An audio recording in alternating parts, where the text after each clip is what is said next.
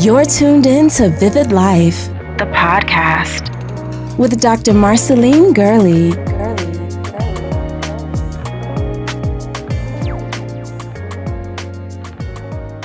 If you are depressed, you are living in the past. If you are anxious, you are living in the future. If you are at peace, you are living in the present. A famous philosopher said those words. And that quote, though ancient, still rings true for so many of us navigating the complexity of our emotions, trying to balance what was, what could be, and what is. Welcome to the Vivid Life podcast. I am your host on this vivid journey. And let me just say this journey is full of ups and downs, valleys and hillsides, shadows and sunrises. And if we're honest, sometimes we find more valleys and more questions than mountaintops and celebrations. But through it all, my hope for you today specifically and always is that you know you are not alone. This episode is one that is really close to my heart. We're diving into the intersection of mental health and faith, specifically psychology of healing and how anxiety and depression often ties us to our past or rush us into the future. But God invites us to be present with him in the now. And it's in that place where healing truly begins. And I couldn't have asked for a better person to explore this with me than today's guest. I'm so blessed to know her, a true warrior, a woman of wisdom, empathy, and discernment. And honestly, once you meet her, you'll never forget her. Miss Schellie Fanfan, welcome to the Vivid Life podcast. Thank you for having me. I'm so excited. I'm so happy that you're here with me. Yes. I know that our listeners and our viewers are in for a treat. And I'm so excited about it because I feel like it's an overdue conversation. Oh, yeah. Although simple, it's complex. Mm-hmm. And in it, there is so many, routes that we can take. And I love the fact that God's leading this conversation. Let's explore that. Let's love explore it. So let's talk about first. I like to let them know how I know you, right? Okay. So this is my sister friend, my girlfriend. she will pray you to it. She will call you out of it. She will teach you. She will coach you. The girl is a multifaceted warrior of the mind, always defending the mind. And I'm so pleased to know you, Schellie. So pleased. So you know what? I just realized I don't even remember how we met. I think it was at a retreat in a mansion. True. Was that right? Like a CEO chick retreat in a mansion. Retreat. Yes. I think that was the very first time that I met you. Yes. Yeah. And it was like unforgettable. I feel like that was like a catapulting moment, right? Oh, yeah. Where you walk into a room full of women, full of faith, and just declaring the best strategies and ways and prayers and all the things for our businesses. Yes. I remember that. Oh, you're good. Because Yeah. I was struggling trying to figure it out. But since then, I was like, man, Schellie is one person that you kind of want to always have in your pocket. You're like, really? You listen. You're so packed full of wisdom. Yeah. And honestly, the world has just began to see what you carry. Wow. And I believe it. I believe it. And the stages are just being set. And it came with so much pain. So much. And perseverance. Girl. If we can talk about that. Yes. It does. And the responsibility. Oh, yeah. I know. Oh, yeah. Those places of responsibility, they're heavy, but God only gives to those he trusts. Wow. He only gives. He only shares. Those are places of intimacy with the Lord. Yeah. And I know you get into those intimate moments with God and he's talking to you and you're finding ways to help people heal and navigate life. Girl, Yeah. You one of his favorites, child. It's in those spaces where the growth happens, Yes. in those intimate spaces, and it doesn't always feel good. No. And it's so necessary. Yes. It is so necessary for us to just radically accept that our development process includes the perseverance through those challenges. Yes, yes. So I don't know if they can probably already hear about your specialty, because I don't want to butcher it. I want you to introduce yourself. Talk about who Schellie is and what does Schellie do, what she brings to the table, because there's a lot. Yeah. And I don't even want to do it. I want you to do it. I don't want to do it.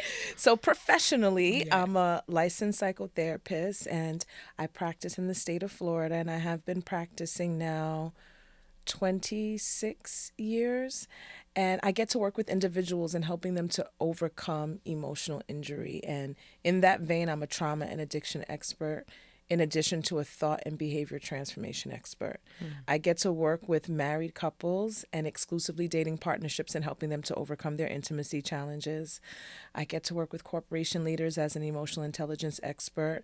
My specialty is conflict management, leadership development, and collaborations. And so really helping corporations and understanding the secret sauce to peak performance, providing the supportive psychoeducation so that they can truly lead their teams in an effective way. And about 2 years ago, I started this thing, 3 years ago, and it was a movement to teach people the practical healing message. Yes. Because that's what worked for me when God stopped me dead in my tracks and said, you will never hold a microphone and talk or teach about a destination that you have not yet arrived at. Come on.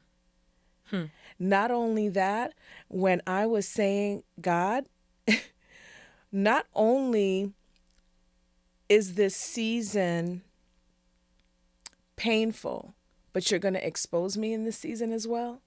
Ooh.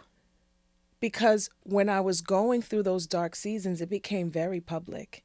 And I remember getting on my knees, and when you get so upset at God, you gotta tell him what your resume is. God, I've served. Come on. I've fasted. I have sowed. What you doing, Jesus? Like what manner? Like what is this? What is this? Yes. You got to make this stop, Lord. Yes, girl. People look up to me. This is too familiar. Jesus. People Holy. look up to me. They see me as a source of strength. This cannot be it. And I said, you gotta make this storm pass. Make it make sense. God was like, no, I am going to teach you how to smile in the storm. And my entire business model changed. I left a partnership, started in sole proprietorship. Ask Schellie Consulting had absolutely nothing. And my mantra was live in your smile. Because that is what I had to do every day. Literally, I am saying this literally. There is nothing that I'm going to say today or any other day that I did. I literally woke up and no matter how I was feeling, smiled. Jesus. Sat in it until I felt like, okay, I can get up out of bed. Smiled. Because I heard live in your smile. And that is what I do. Teach Me How to Heal is basically a movement. It's events, conferences, and retreats where we teach individuals the very practical message to healing, like I said. So the very first one that we had was April 2023. You were there. Yes. It was a general conference. The following January, we had a women's retreat, a women's only retreat, Teach Me How to Heal. That following March, we had a Teach Me How to Heal for providers of mental health care and coaches who wanted to take their businesses to a speaking platform. And that was in Detroit, Michigan. So it was a Teach Me How to Heal, teaching those who do the work to take it to a powerful message. How do you change or transition what you're doing in the office and strengthen and widen your reach and your impact? Then the following April, we had Teach Me How to Heal New York in Long Island. And then the following January, which was this past January, we had Teach Me How to Heal Married Couples Only. It was an intimacy retreat in Destin, amazing. Florida. And then just last week, we had Teach Me How to Heal Iron Sharpens Iron Men's Only Mental Health Conference. Come on. And that's what I get to do. You get to teach people how to heal. Yeah. I love that. Yeah. For us. Yes. For us as a people. Yeah. You know, and to just hear how God, like, just diversified you in his vein. That is just the most, only God can do that. Oh, yeah. Only he can. Only he can set up that stage.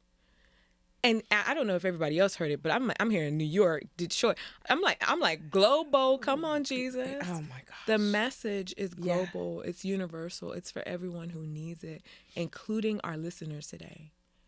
So I don't know if you all are realizing that you're tuned in to the right podcast.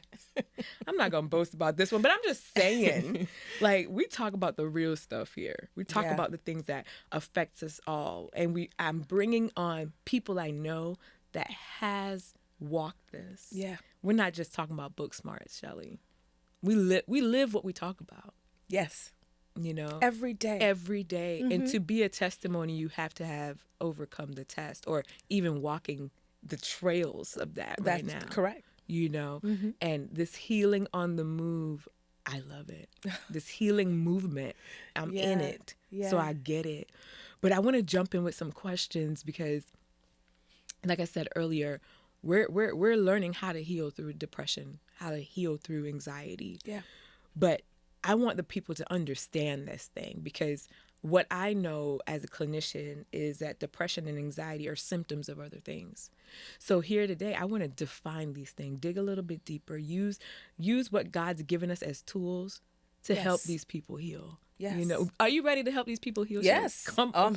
I have to stay ready. Stay ready. I'm on assignment. We are on assignment. So the first question is that we often hear depression and anxiety, and they're thrown around so often. It's like becoming like this trending thing, right? Mm-hmm. And within our very own aware culture, because everybody wants to be aware. We're aware of our thoughts, aware of this, aware of that. But can you give definition to the symptoms of anxiety and depression versus the diagnosis of it? And that's the first part of this question. And the second part is, what's the difference, right? And should believers approach the subject differently as well? Okay. I love that. All right. So depression and anxiety. And if you will allow me to, can I just use layman's terms? Your time. Okay. Take your time. Because I know that we often hear it explained in so many different ways. I try to keep it as basic as possible. So the symptoms of depression generally, we're talking about a constant state of sadness, low moods, a lack of motivation, a loss of interest in the things that you love to do. We all have a life vehicle. Everybody has a life vehicle. If you breathe, you have a life vehicle. Right. And we are all traveling at different speeds.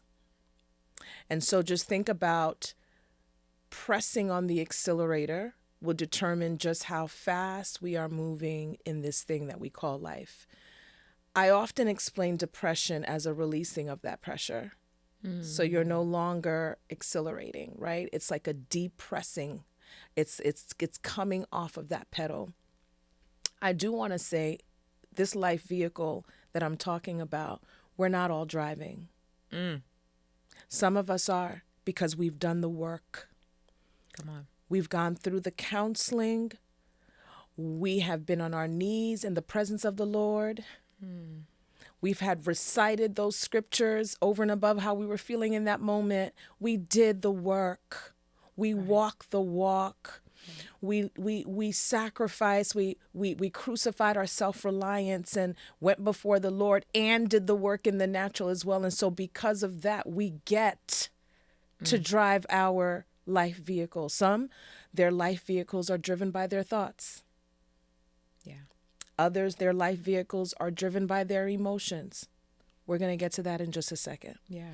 So with depression, we talked about the constant state of sadness, the low mood, lack of motivation. Many times people will describe it as, I feel blah. I'm always down. Some people will even call it laziness. I'm just lazy all the time. I'm always tired. I wake up tired. I just don't feel like hanging out with people anymore. And so these are just some of the ways that we kind of normalize those symptoms or not really realize that they are associated with depression. One of the things that you said earlier is very true. Depression, it starts to impact our thinking. Yeah. And it creates these thinking errors. And sometimes those thinking errors causes us to perseverate on past experiences and have very negative lenses about what's happening in the here and now as well. That's depression. Yeah. Anxiety is when we're perseverating over these thoughts about anticipated outcomes that are generally negative in nature. And so we're always thinking ahead. We're always worried about some outcome that is about to happen. So we're worried about our children. We're worried about our jobs. We're worried about. We normalize it. We call it worry when it's truly anxiety. It's also a current state of just always feeling revved up, like there's this engine that just doesn't stop. Right. And it just continues to rev, a battery that keeps you going. And sometimes that battery keeps those thoughts going. And so when you are supposed to be getting rest and recalibrating at night, those thoughts continue to come. I had this gentleman once say, I get my best ideas in the middle of the night. And so I wake up out of my sleep and I pull my notepad out and I just start writing. Well, we have to understand that our brains shut down for a reason. Right. That parasympathetic system that is supposed to, assist us in getting the rest that we need, when that's not fully operational, we're not getting the rest and recalibration that we need, we cannot operate in our God-given capacity. You better say it, girl. So there's an issue where you're getting up in the middle of the night where you are supposed to be rebooting. Right. Right? And that is what anxiety does.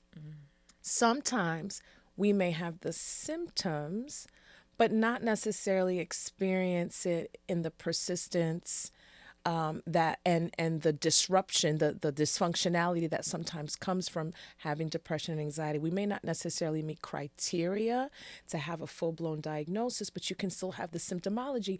And if you don't meet criteria for the diagnosis, that doesn't necessarily mean that you do nothing. Right. We want to keep you not having it. Correct. Because a lot of the times depression and anxiety could be persistent. That means that it will get worse over time, especially when unaddressed. Yes. And so that's the best way for me to kind of explain the difference between depression and anxiety and how that may be a little bit different than someone who actually has the diagnosis. I just feel called to say this right now. I said that when depression and anxiety is happening with a certain level of persistence and consistency, and it's really impacting individuals' day-to-day experiences, their day-to-day operations and responsibilities, we can measure that as mental health professionals, the level of dysfunction. Right. Sometimes it gets a little bit more difficult when someone is still functioning. Oh, yeah. Highly functioning with that depression, with that anxiety. However, even in your high functional state, you can still have this diagnosis. The fact that you're flipping houses and paying houses in cash, it just means you're functional. Functionality does not necessarily mean that you are healed. Right. You're functioning. You've learned ways to push. And that resilience sometimes becomes a version of self-neglect. Girl, you better say it. Because we're just pushing Yeah. and we're pushing and we're pushing. And as you're pushing, that depression is getting worse. Your anxiety is getting worse.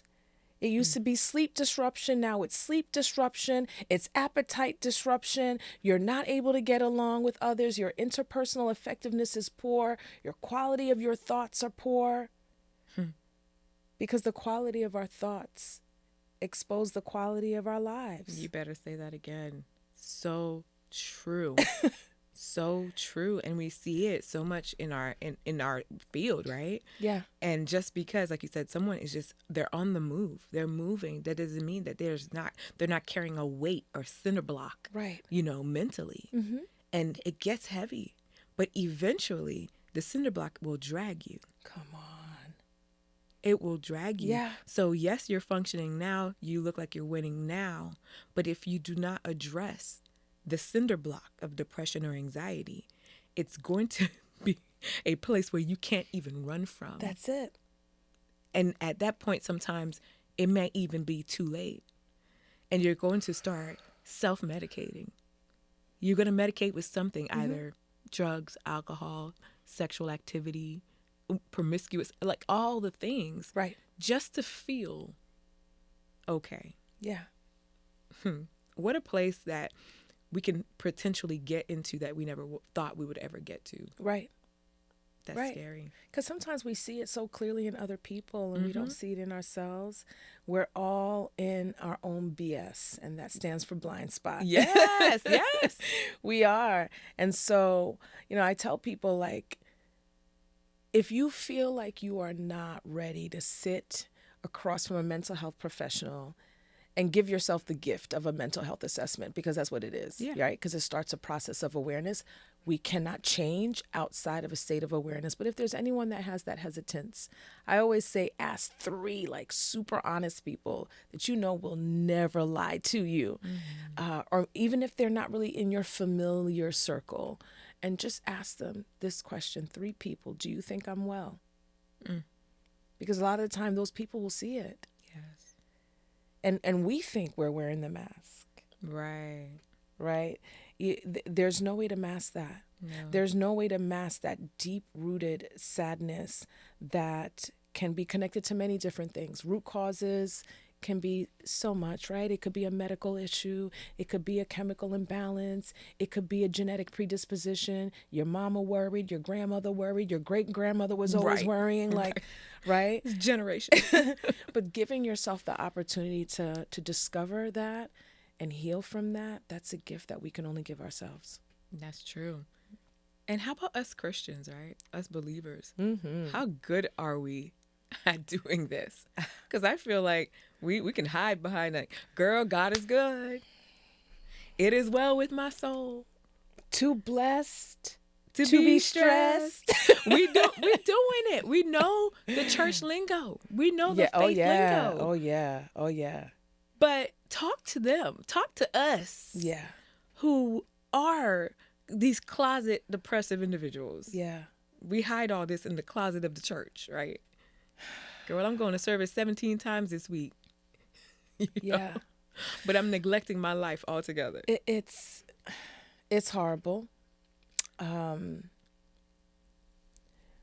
Somehow we have learned that to be depressed and to be anxious is to be ungrateful, or it's a manifestation of something that we've done wrong. And so there's a lot of shame and guilt there. How did we get to a point where we had to, in order to be a testimony to the goodness of the Lord, that we have to appear to have it all together? I don't understand that. Yeah. Like this kind of preaching to the choir type culture, and it's supposed to be like the emergency room for the kingdom. Hello. Right. When we're going in and we are being vulnerable. I am losing my marriage. My kids are out of control. They hate coming to church. I don't know what to do. Sometimes I doubt the presence of the Lord myself. It's only in that vulnerability that healing can happen. And somehow it has not become a safe space. How do I know that? As an ordained minister and a licensed psychotherapist, I get a lot of believers that come and feel like, I can't say this to my pastor. I can never say this in church. What has happened? Where being Christian means that you just have to have it all together, drive the best. And I get all that. Yeah. I get the prosperity and I understand that. It's just not safe. And in that lack of safety, individuals are not getting the help that they need because they're being preached that you need Jesus and you don't need therapy. I literally just a few months ago heard that. I was like, oh, people are still preaching that message? that you don't need medication, just Jesus, we're still preaching that message. Yeah. Men account for 75% of successful suicides.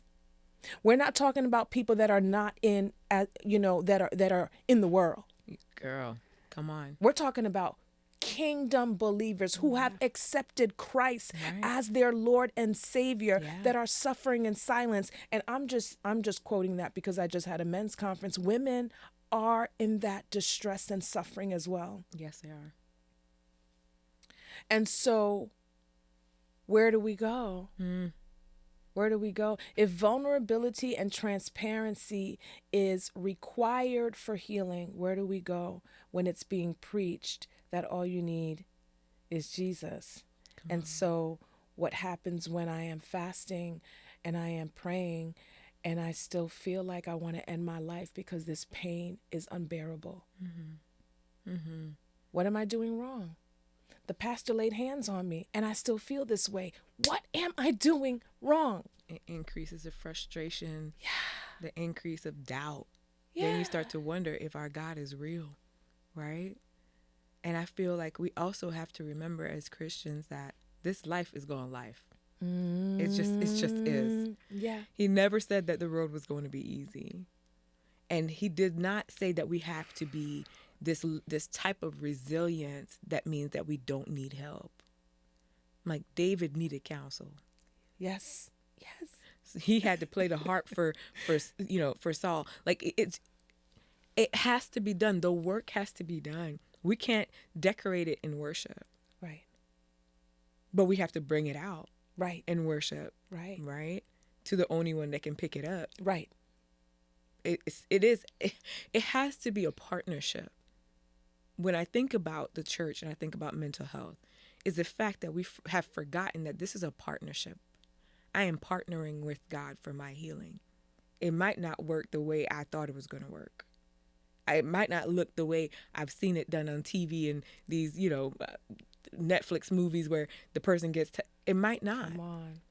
But the Lord's going to teach me through the process. That's why the Bible says that some things are a thorn in your side, right? It's a thorn. Paul had a thorn in his side. It could have been a literal thorn. We don't know. But he had to live through his pain in order to speak about it. But the thing is, with the church, I find that we don't want to speak about it. So we don't look like the bad Christian. Yeah. So we take faith like a decoration. We decorate in things with faith now, rather than the way that we live. And I also believe it's because we don't understand the fact that pain and peace can coexist. Talk about that. You know? Polarization that if I'm going through this, then I must be in suffering. Versus I can feel this pain and this distress and I can still feel this peace too, because God promises to never leave us and never forsake us. He is there. Always. How can he show himself to you if you're always living it's a beautiful day. It's all sunny. How can he show himself to you if you don't allow him? And God is so multifaceted. He has all these things he wants to show us. Yeah. But there's only in certain spaces, certain times in your life that he can show himself as merciful, as healer, as father, as comforter. So if you don't ever go through nothing, how are you going to see all the sides of the Lord? We always say we want to see God, show me your face. We say it. The church lingo. Yeah, and we have this preconceived notion of what that looks like. Right. Show me your face. My finances look good. My kids are great. My marriage is great. Show me your face. How? You don't go through nothing. So we colorize. We just over here, coloring in what we think, being a Christian should look like. Yeah. And it's poisonous to the Christian culture, believe it or not. I believe that is. It absolutely is. We have mastered normalizing abnormalities. And I say it all the time, your compromised capacity to get 8 hours of uninterrupted rest, your inability to have sexual intimacy or experience sexual intimacy with your spouse, always feeling down and sad. You wake up angry. Yeah. Yeah. You're waking up angry. You're waking up angry. You know, the lack of self-leadership and self-discipline when it comes to diet and the emotional eating that many women and men hide or don't even realize is a major issue. I could go on and on and on. We normalize abnormalities. We don't get the healing that we need. We experience shame and guilt because we believe that this is not God. This can't be God. This can't be God. Why is the enemy attacking? Right. And while it can be, Yes. right, it doesn't necessarily mean that you've done something wrong or there's something wrong with you. Right. And that is something that we have the power to change that narrative in churches and church leadership. They have such an amazing opportunity of influence and inspiration in changing that very untrue message. That's true.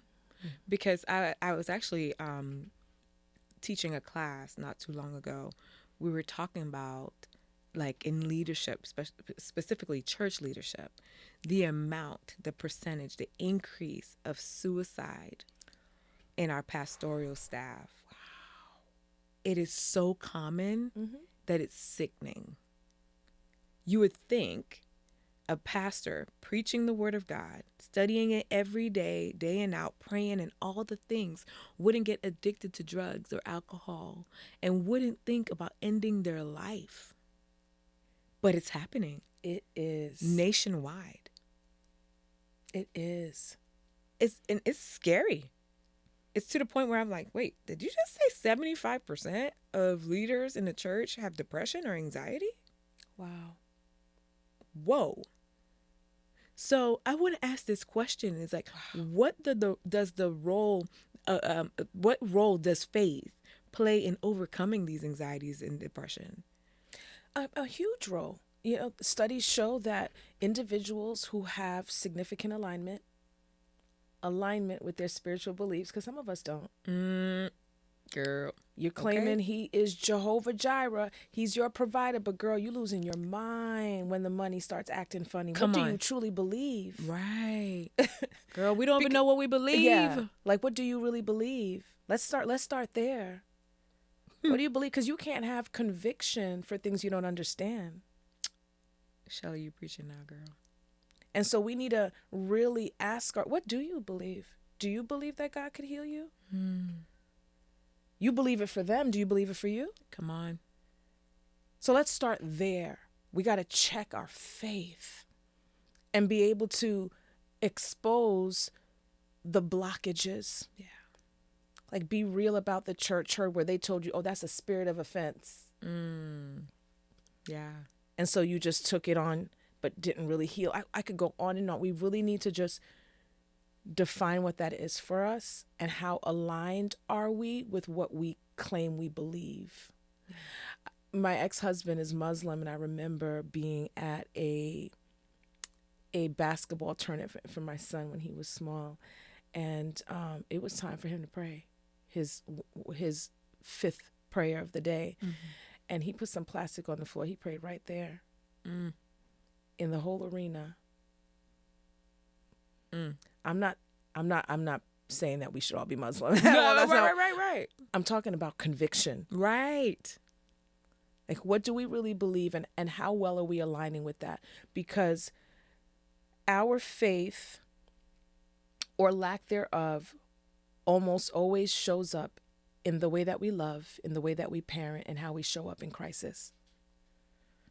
That will almost always expose just how faithful you are. However, studies show that people that do have that alignment with their faith have higher levels of optimism.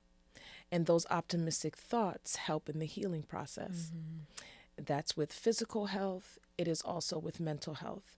Most people that have high levels of faith have high levels of this last thing that I'm going to share.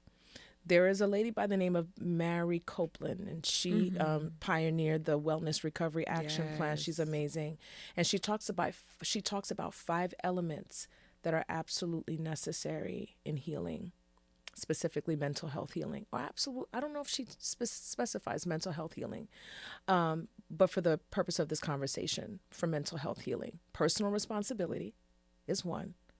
So yes, it wasn't your fault what your grandfather did to you. It may not have been your fault being trafficked. It may not have been your fault that you lost your parents at a young age. We can go on and on about those things that were not necessarily your fault. But now you can take personal responsibility for your healing. Yeah. You could learn ways to give yourself what your mother did not give you. It's a process called reparenting that you can learn through a process of therapy. Personal responsibility. The next is education. We need to learn the heck out of depression once you know that that's the diagnosis. We don't want I'm not claiming that. Yeah. But I need a name. Come on. I need to know what I am pleading the blood of Jesus against. What does the Bible say about that, though? The Bible say what? The Bible say people perish from the lack of knowledge. We don't want to know. Don't want to know. We don't want to have a name for it. But then we what are you casting out? Yeah. Because we have to be exact here. What are we praying against? What are we? By name. By name. Yes. What did they say? I had this woman say, I thought you were a minister. Because I told her that her daughter had depression. She had scars that were keloid from cutting all inside of both her arms and in the crotch area of her vagina and inside of her legs. Jeez. Mother would not even consider medication. Wow. Wouldn't consider it. I'm not claiming that for my daughter, she said. So yeah, we need the education. We need to become experts in the field of whatever they're saying you have. Yeah. Especially if you're seeing someone that is not only credentialed but anointed to do what they do. Yes. Personal responsibility, education, we need support. Yeah. That's where that transparency comes in. You're telling your strong friends, your family, whoever you rally, you get people to rally around you. You need that support so they can hold you accountable as well.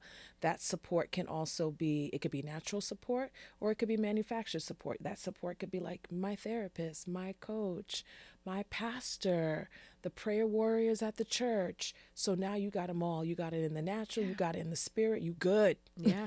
Right?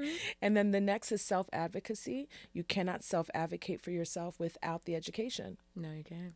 So now that you know what you need, and I've heard about this, and that I don't want the medication because I heard that I could do this, I could do that, whatever that is, you can't advocate for yourself effectively without that education. But this fifth one, which is the most powerful of them all, is hope.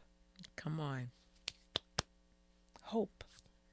Yeah. And that is why faith is so important in this healing journey. We got to be able to stand on truth. I always say that healing happens in a hat. H stands for honesty, A, accuracy, T, truth. What is your truth? Because when you're feeling down, you got to be able to say, come on, I am whole. God calls me a lender. He calls me above. He calls me the head. We got to do, that's faith. That faith reminds us of what our truth is.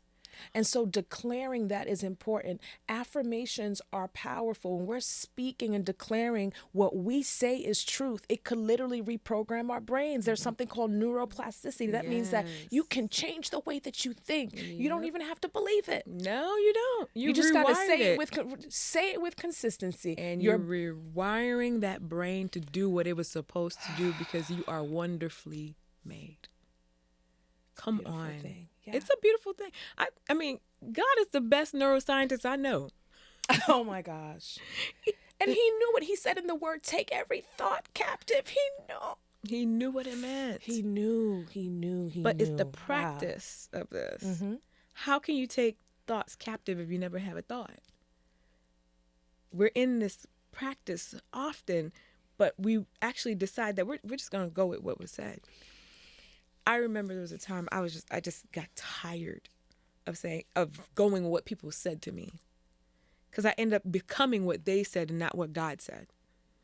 I became anxious. I became depressed. I became hopeless. Like, what? Because it's what they said and not what God said.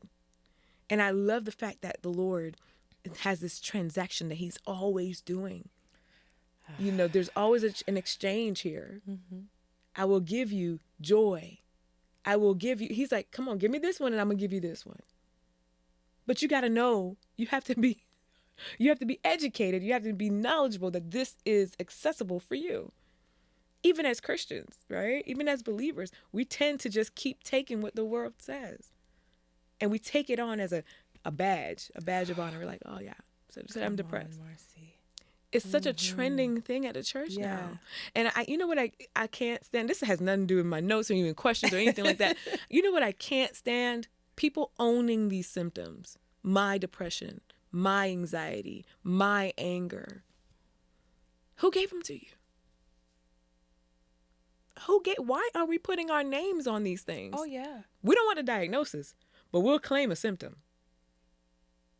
as a crutch, as an excuse not to change. And what the first thing that's on those elements that we talked about, that first one was personal responsibility. Yeah. When are you going to stop outsourcing the responsibility of your happiness? When are you going to start outsourcing that to everybody else? Yeah.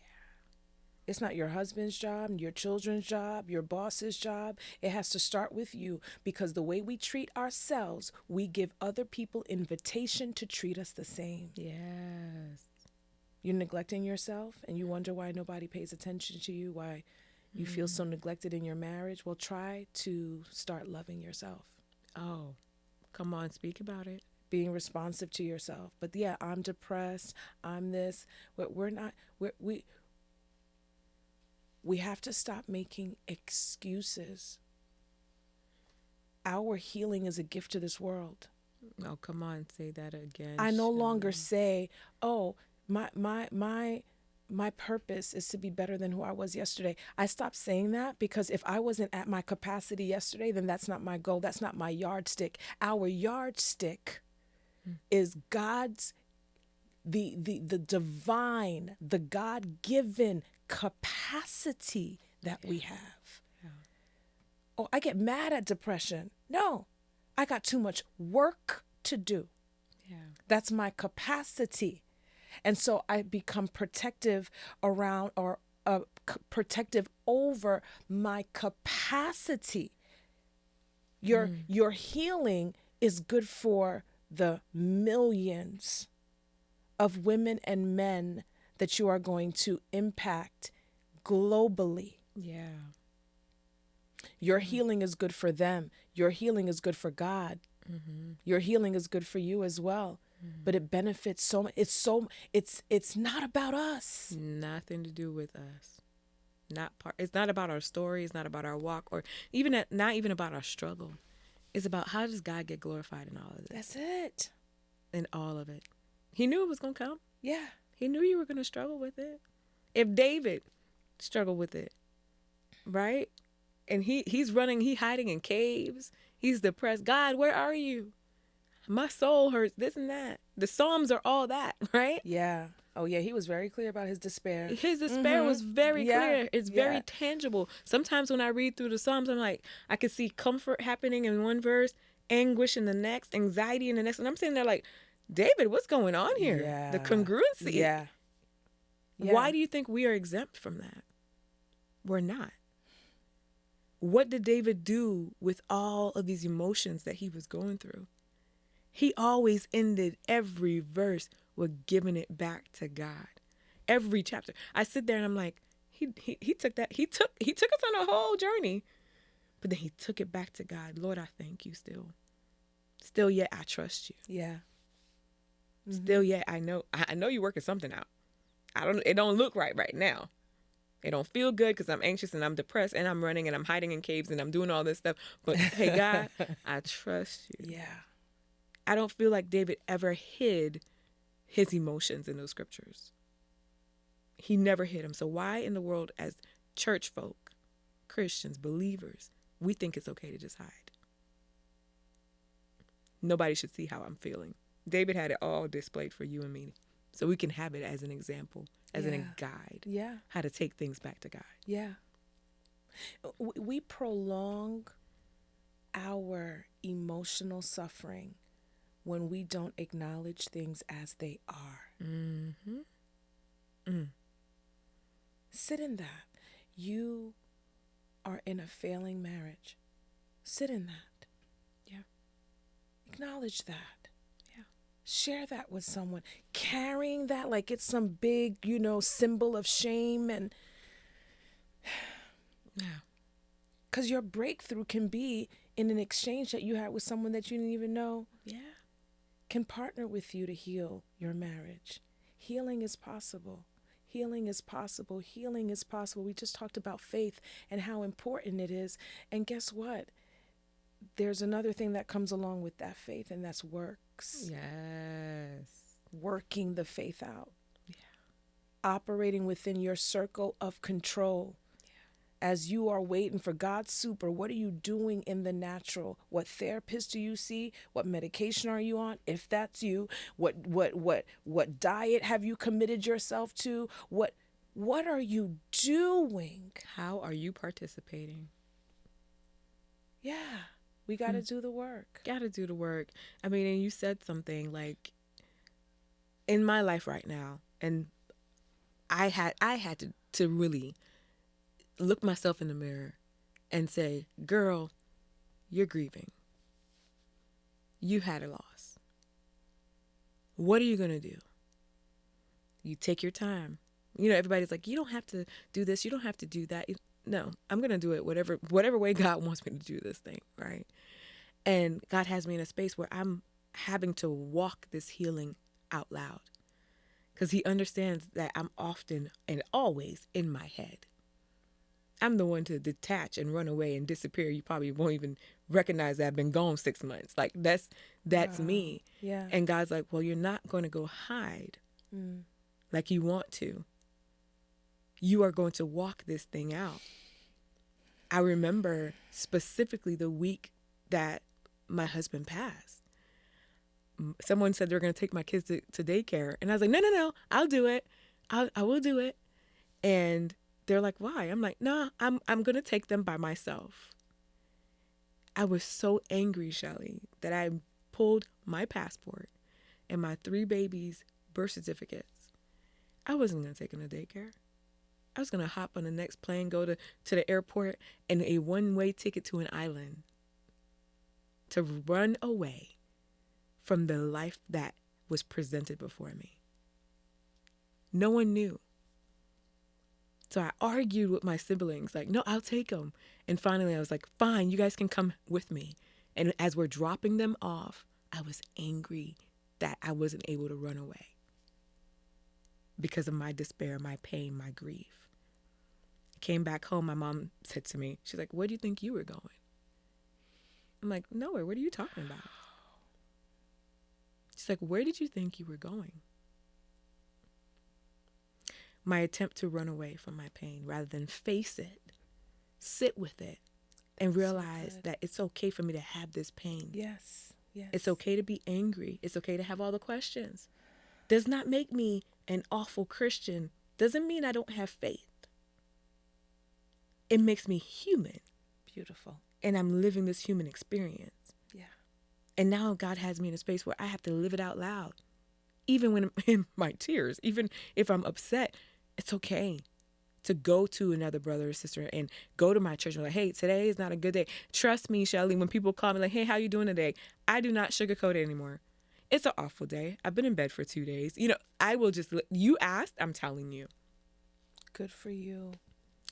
And I believe that came with me realizing healing out loud is not a shameful place. It's actually deeper than that. God wants to get the testimony out of the anxiety, out of the depression, out of the grief. He wants that testimony. He wants to squeeze that out of you rather than you holding it, hostage like a badge of honor. And we do that so well with the church. Yeah. You can so embrace that culture and get so lost and wonder 20 years down the road, why do I still have this flashback, this anxiety, this depression, this trigger? I didn't do the work. I did not partner with the situation I was given. Right. I did not say, hey, God, this is the mess I'm in. You're my father, my comforter, my healer. Get me out this mess. Heal me out of it. Help me to look back and be like, man, I got out of that. And I feel like this is a moment that God has us as believers in these days with all that's going on, all that's trending, to just be transparent, be vulnerable, be full of faith, and yet in pain. And the two can coexist. Together. They can. They can. But Yeah. doesn't mean that it'll last forever. Right. Because for everything, there's a time, there's a season. That's it. That's it. That's the word. That's the word. And you do not have to suffer forever. There's always hope. And I love that you included that, because that's something we say so much, and we know that's the Lord moving in here. Yes. There's always hope. There's a song, and I love this song because I play it so often. It's called Psalm 23, right? And it says that in that song it says, anxiety hates Psalm 23. Right? Do you agree with that? And would quoting the Psalms, just like we were talking about with David, help anyone who is having anxiety or maybe even having a panic attack? I feel like it's a space that we forget to even use the scripture for healing. Yeah. We have. Yeah. But that song made it so clear that anxiety hates Psalm 23. How does that resonate with you? How would you use that in a therapeutic setting with someone you were speaking to? Yeah. Well, my clients, and especially those who want to include their belief system in their healing process, like literally including the things that they believe into their treatment plans, I always ask them to choose about 3 to 5 warfare scriptures for the season that they are in. Commit them to memory. And when things get hot, and you're feeling like the battle, those weapons are trying to form and things of that nature, don't speak anything else but those scriptures. Stop yourself when you're about to call somebody and say, or we do that in here. Out there, you're going to continue to say what the word says, right? And so I do believe that there's a lot of power in that. Your question was, can the reciting of Psalm 23 help someone in and through a panic attack? And my answer is yes, it can. It can, and it may not for others. And so one of the things that I like to do is teach my clients very specific tools that they can use to overcome, cope their emotional challenges. And I hold them accountable to doing it and applying what they're learning correctly and consistently. Correctly and consistently. Because that is where you can honestly say, this does work for me, and this doesn't work for me as much as this does for me. And so when we have gone through a period of lots of psychoeducation, learning, practicing, role-playing, consistent application. They're bringing me sheets that show they're practicing and their accountability sheets, because essentially I'm putting myself out of business, right? We got to get to a point where you can self-coach, self-talk yourself your way out of those challenges, or to live your life very preventive so that you don't have to always deal with these symptoms, right? And so what happens is my clients have an opportunity to truly test what works. You know what, Miss Schellie, the tapping is okay, but I find the deep breathing to be more effective. That's my go-to. You know what? I love the audio journaling, but I don't know. There's something about the written journals. So I'm going to put that in my top 5. They have an opportunity to start to fill their wellness toolboxes. Now, for some of them, scripture does it for them. And they can honestly say, in the heat of the moment, I can just close my eyes, deep breathe, rock back and forth, and just say Jesus and hum. Some people say I just speak the word until I can feel my 9 go to a 7 or a 6. And so we're very realistic about it. There's metrics with this thing. Yes. There's a science to this. I need you to come in and say things are changing. Yes. And they are changing because I've stopped this, started this, I increased this and decreased that. That's change. Because we're not stopping because you've progressed. That's progress. We could celebrate it. Yeah. But transformation is when you can clearly identify what has stopped, started, increased, decreased. And so this is where the science of it comes in. I want to know that when you had that since you've been saying these scriptures every day, since you've been reciting them within the first 20 to 30 minutes of you waking up, in addition to you exercising 3 times a week, high calorie burnout, in addition to your daily journaling, I need to be able to see that your 4 times a week panic attacks are down to 0. Come on. That's what this is about. Yes. I need the numbers. I need to the measure data. this. You can't manage what you do not measure. Girl. I need you to know how many times you have anger outbursts. Yeah. I need to know how many times people text you or call you and you don't call back. I need to know those numbers. Right. Because they matter. They matter. And the thing is, because we have scripture, sometimes we forget that there's other places in our lives that we still have to manage. We still have to eat right. I can say Psalm 23 as much, but if I'm eating all the junk food, my gut, my brain, and my gut access is angry. It's inflamed. So the messages that's happening in my gut and my brain, they're diswired and going dysfunctional. And I'm not happy. My microbiomes are not happy in my gut. I almost stood up and ran. I had to literally just... Yeah, I'm not drinking my water. Come on. I'm not drinking. I'm not hydrating. So oxygen's not moving beautifully through my brain. So my emotions are everywhere. But I'm quoting scripture though, right? I'm reading my Bible. But things are not changing. Girl, it's an environment. You're in an environment. We can't separate our bodies from our spirit, from our soul, from our mind. Come on. It's a holistic approach. And you just laid that out. Right? This is a whole... Can we measure this thing? Yeah. Are you working out? Are you eating right? Are you getting your sleep? Yeah. Yeah. Oh, that part. Our sleep debt. Yeah. We're walking around here. You owe yourself 10 hours of sleep and it's just Wednesday. Yes. Yes. And you wonder why you're having outbursts. But I'm quoting. Come on. I'm quoting Psalm 23. Come on. Every chance I get. And wondering why things aren't changing. God did not call you to rip and run. He called you to rest. You're putting lard in your food still. All day. You're still cooking with lard. Child, let me tell you.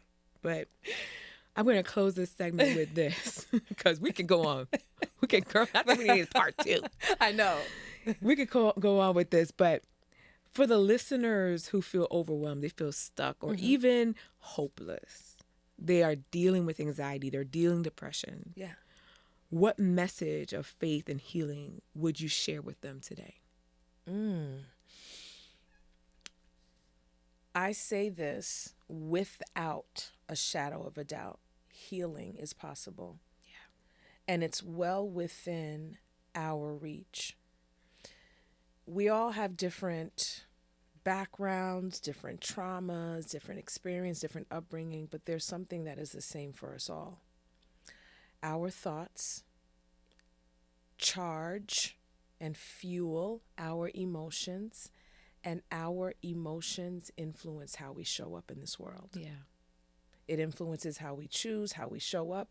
And so when we want to change how we are showing up, then we have to change the way that we think. If we want to change the way that we feel, we have to change the way that we think. So that is why it's important for us to have true thought management, right? Yeah. We really want to make sure that we're able to really manage our thoughts. Feelings are not facts.